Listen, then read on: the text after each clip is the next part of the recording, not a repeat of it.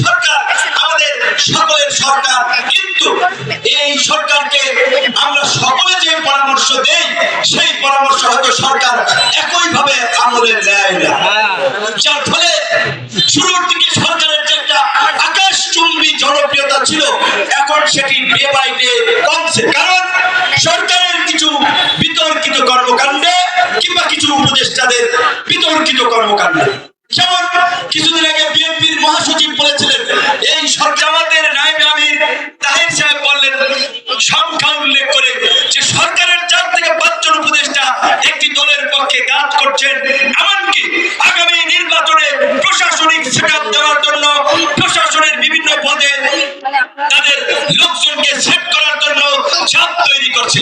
তো এই কথা কিন্তু আমরা আগে বলছিলাম যে সরকারের কিছু উপদেষ্টার কর্মকাণ্ড সরকারের নিরপেক্ষে উপদেষ্টা পরিষদ পুনর্গঠন করতে, এই পটুয়াখালীতে আমি বলেছিলাম। তো আমরা কথা বলি 6 মাস আগে কিংবা 1 বছর আগে, 6 মাস 1 বছর পরে হলেও সেটা ফলে আমরা তো ফর্মালিটি জাস্ট আপনাদের কাছে উপস্থাপন করতেছি। টাইম হয়ে যায় জুলাই, তার সামনে আমরা বসে আছি।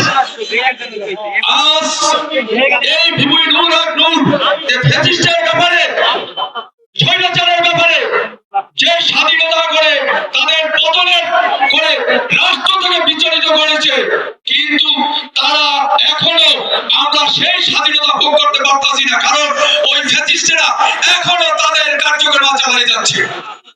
তাই আমরা এখনো আপনাদের সাথে নিয়ে বিবি নূর ভাই রাজপথে সঞ্চার ছিল, তাই তারা ভাবছে যে বিবি নূরকে যদি দমানো না যায় তাহলে এখনো রাষ্ট্রে তারা কোন রকমই তাদের কার্যক্রম চালাইতে পারবে না। তাই তারা ভারতের পরিকল্পিতভাবে তাকে খুন করার সিদ্ধান্ত নিয়েছিল।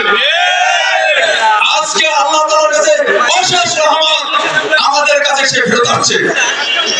ভাই আমরা বেশি বক্তব্য দেব না, এই কথাই বলবো আমরা আপনারা পাশে থাকেন।